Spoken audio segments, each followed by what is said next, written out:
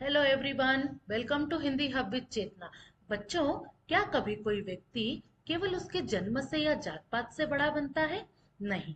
तो आज हम जानेंगे एक ऐसे संत के बारे में जिन्होंने समाज की गलत अवधारणाओं को तोड़ा और सच्ची भक्ति का रास्ता दिखाया। संत रविदास ने हमें सिखाया कि इंसान की पहचान उसके कर्म से होती है, न कि उसके जन्म से। अगर आप भी सच्ची भक्ति और समानता का मतलब समझना चाहते हैं तो ये पाठ आपके लिए है। जानते हैं कि पाठ में क्या कहा गया है। पाठ है गंगा, अध्याय 8, पद्य खंड, रैदास के पद, जो कि आज हमें एक सच्ची भक्ति और सच्ची भावना के बारे में बताएगा। तो पहले हम जानते हैं रैदास जी का जीवन परिचय, जो कि बुक से लिया गया है।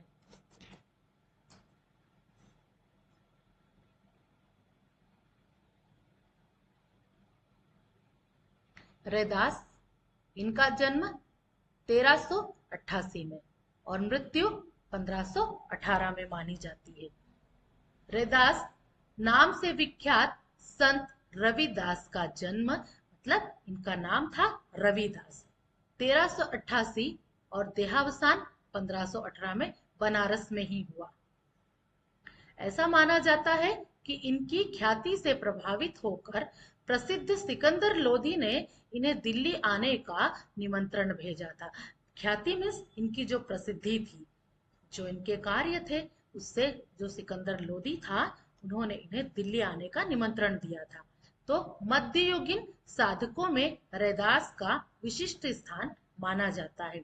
कबीर की तरह रैदास भी संत कोटि के कवियों में गिने जाते हैं। तो जिस प्रकार हमने कबीरदास जी के बारे में पढ़ा कि उन्होंने बाह्य आडंबरों का हमेशा विरोध किया है, तो ठीक रैदास भी हमें भक्ति भावना के बारे में बताते हैं।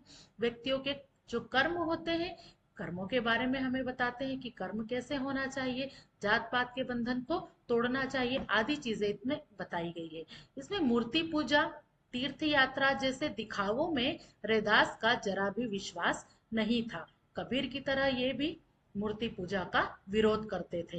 वह व्यक्ति की आंतरिक भावनाओं और आपसी भाईचारे को ही सच्चा धर्म मानते थे।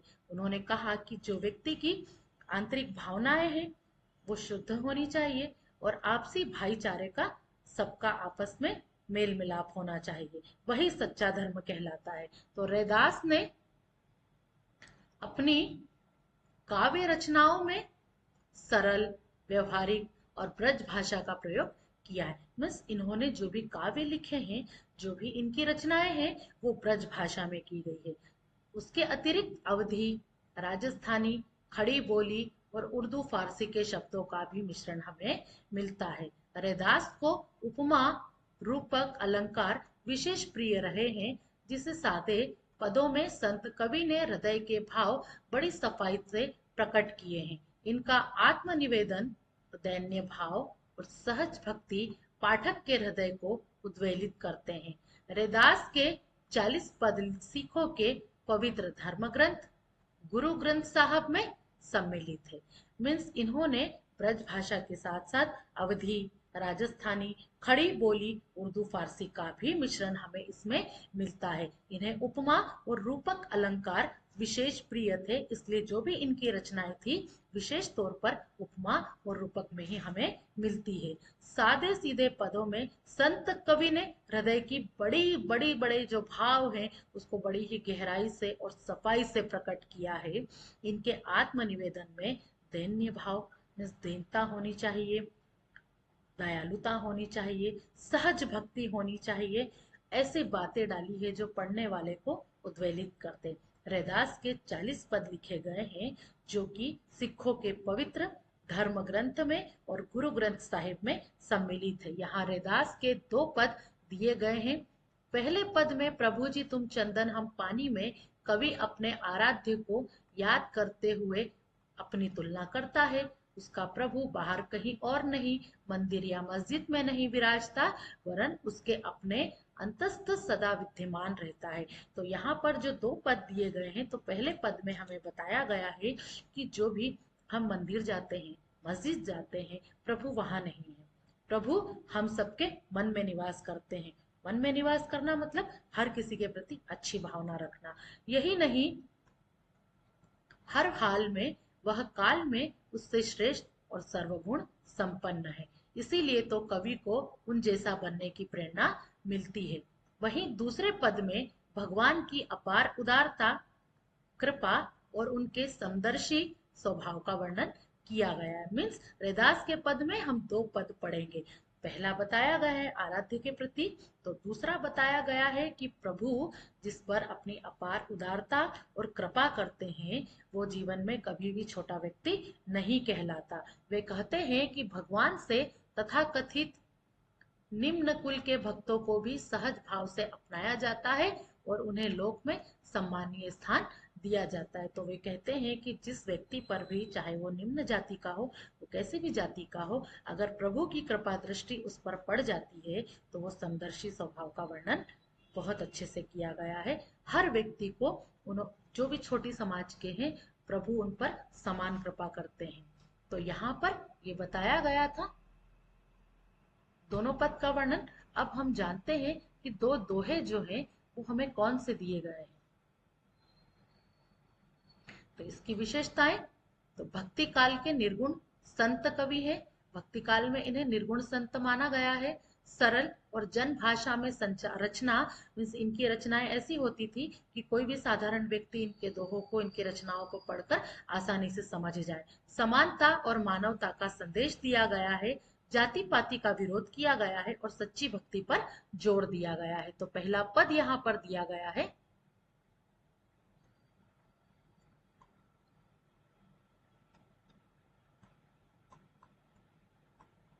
अब कैसे छूटे राम नाम रट लागी, प्रभु जी तुम चंदन हम पानी, जाकी अंग अंग बास समानी, प्रभु जी तुम घन हम मोरा, जैसे चितवत चंद चकोरा, प्रभु जी तुम दीपक हम बाती, जाकी ज्योति बरे दिन राती, प्रभु जी तुम मोती हम धागा, जैसे सो नहीं मिलत सुहागा, प्रभु जी तुम स्वामी हम दासा, ऐसी भक्ति करे रैदासा।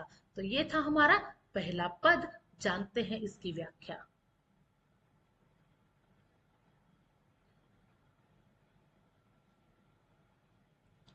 इस पद में संत रैदास जी ने ईश्वर के प्रति अपनी गहरी भक्ति और प्रेम को विभिन्न उपमाओं के माध्यम से व्यक्त किया है। जैसे कि प्रभु जी तुम चंदन हम पानी, तो प्रभु जी को कह दिया है चंदन और हमें बताया गया है पानी। कवि कहते हैं कि उन्हें राम नाम का ऐसा लगाव हो गया है कि अब छूट नहीं सकता। वे अपने और भगवान के संबंध को समझाने के लिए कहते हैं कि जैसे चंदन और पानी मिलकर सुगंध फैलाते हैं, वैसे ही भगवान उनके जीवन में बस गए हैं। तो जिस प्रकार चंदन में पानी मिलाने से वो दोनों एक हो जाते हैं, उसी प्रकार यहाँ पर कहा गया है कि उसी तरह से हम भी आपकी भक्ति में बस गए हैं। फिर वे कहते हैं कि भगवान बादल है और वे मोर हैं। जैसे मोर बादल को देखकर आनंदित होता है, वैसे ही भक्त भगवान को देखकर प्रसन्न हो जाता है। आगे वे दीपक और बाती की उपमा देते हैं। दीपक बिना बाती अधूरी है और बाती दीपक के साथ ही जलती है। ठीक वैसे ही भक्त और भगवान का जो रिश्ता है, जो संबंध है, वो अटूट है। तो यहाँ पर भक्त और भगवान की विभिन्न उपमाओं से तुलना की गई है। मोती और धागे का वर्णन किया गया है कि मोती और धागे की उपमा में बताया गया है कि जैसे धागा मोती को पिरोकर सुंदर बनाता है, वैसे ही भगवान के साथ जुड़कर जीवन सार्थक होता है। अंत में कवि स्वयं को भगवान का सेवक बताते हुए पूर्ण समर्पण की भावना को व्यक्त करते हैं। तो यहाँ पर ये हमने पढ़ा कि भक्त और भगवान दोनों का संबंध किस प्रकार है। मोर से उपमा की गई है, बादल से तुलना की गई है, मोती और धागे से तुलना की गई है। जिस प्रकार ये आपस में जुड़े रहते हैं, भक्त और भगवान का भी ऐसा ही रिश्ता बताया गया है। तो मुख्य भाव यहाँ पर भक्त और भगवान का संबंध अत्यंत गहरा, अटूट और प्रेमपूर्ण है। यहाँ पर कठिन शब्दार्थ भी आपके लिए दिए गए हैं, देख लीजिए आप एक बार।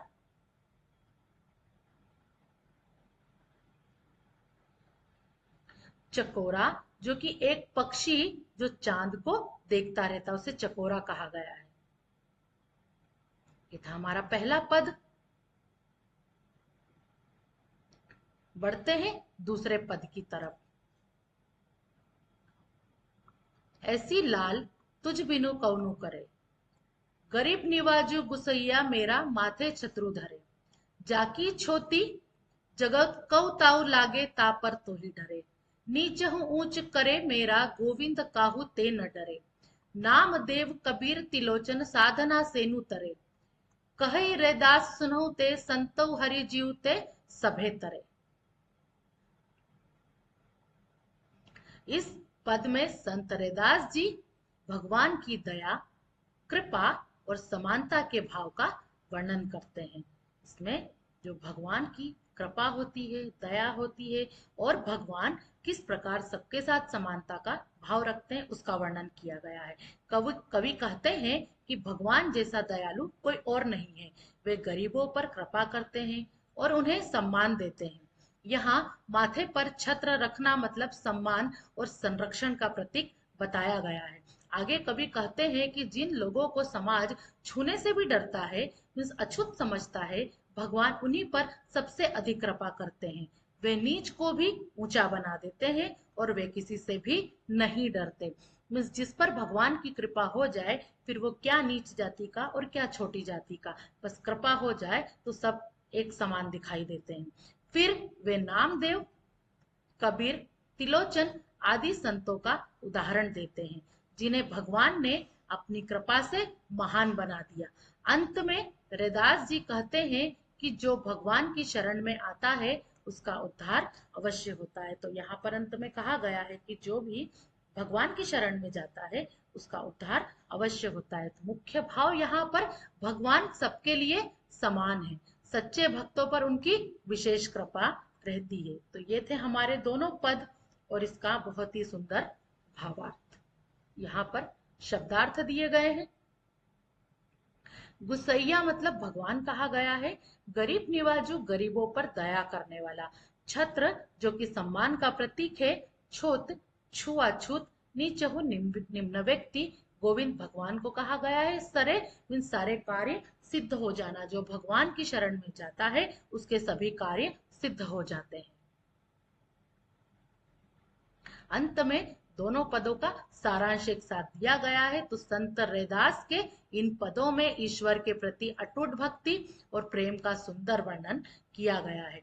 पहले पद में भक्त भगवान के गहरे संबंध को उपमाओं द्वारा समझाया गया है, जबकि दूसरे पद में भगवान की दया और समानता के भाव को बहुत ही अच्छे तरीके से दर्शाया गया है।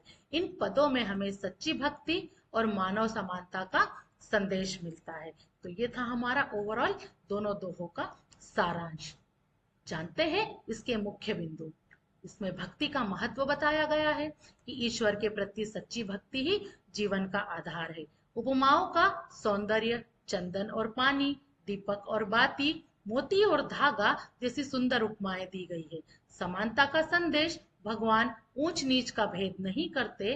भाषा की सरलता, सहज, सरल और जन जन तक पहुंचने वाली भाषा का इसमें प्रयोग किया है। जैसे अभी मैंने आपको बताया कि जब भी हम इनके दोहों को, इनकी रचनाओं को पढ़ते हैं, सहज रूप से भाषा का प्रयोग किया गया है ताकि इजीली उसे पढ़कर समझा जा सके। तो ये था हमारा रैदास के पद।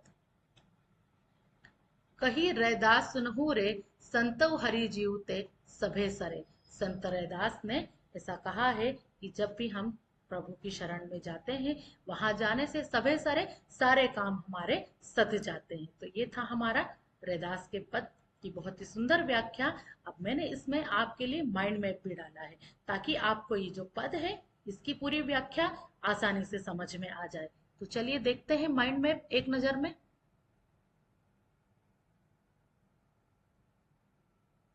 जन्म परिचय जो कि हम पढ़ चुके हैं, एक बार शॉर्ट रिव्यू।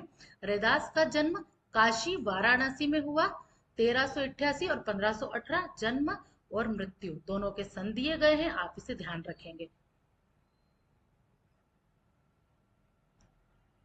रैदास की रचनाएं सरल ब्रज भाषा में है, जिसमें अवधी, राजस्थानी, खड़ी बोली, उर्दू फारसी के शब्द भी मिलते हैं। इन्होंने बाहरी आडंबरों को नकार कर मन की शुद्धता और आंतरिक भक्ति को ही सच्चा धर्म माना है। उनकी भक्ति रचनाएं श्री गुरु ग्रंथ साहिब में भी शामिल है और रैदास बानी में संकलित है। मीन्स रैदास की बानी में इनके सारे पद हमें मिलेंगे। पद 1 की जो व्याख्या है, कहा गया है, भक्त कहता है राम नाम जप में पूरी तरह लीन। भक्त और प्रभु के अटूट संबंध को सुंदर उपमाओं से दर्शाया गया है। प्रभु चंदन, बादल, दीपक, मोती और स्वामी है। भक्त पानी, मोर, बाती, धागा और दास है। जैसे चंदन पानी में घुलकर खुशबू फैलाता है, वैसे ही प्रभु भक्त में समा जाते हैं। भक्ति का भावपूर्ण समर्पण और अनन्य भक्ति का परिचायक है। पद नंबर 2 की व्याख्या, भक्त कहता है कि प्रभु से अटूट संबंध तो है ही, वह कभी नहीं टूटेगा। प्रभु से ही हमेशा जुड़ा रहेगा। तीर्थ और व्रत की चिंता नहीं करना चाहिए, केवल प्रभु के चरण कमलों पे हमें भरोसा होना चाहिए। जहां भी जाए केवल प्रभु की पूजा करता है, कोई दूसरा देव नहीं मानता।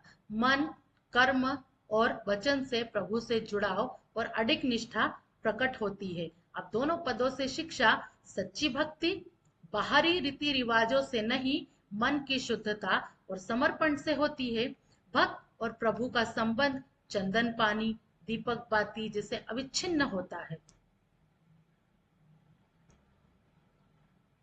बाहरी आडंबर को छोड़कर मन से प्रभु चरणों में शरण लेना चाहिए। इससे समानता, प्रेम और भाईचारा बढ़ता है और जीवन में शांति और मुक्ति बनी रहती है।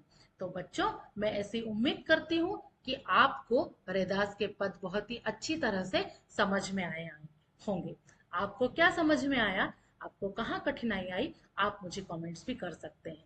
ऐसे ही सारे पाठों के व्याख्या और सारी चीजें जानने के लिए बने रहिए मेरे साथ आपके अपने चैनल हिंदी हबीज चेतना में, और देखते रहिए आपका चैनल। Bye bye.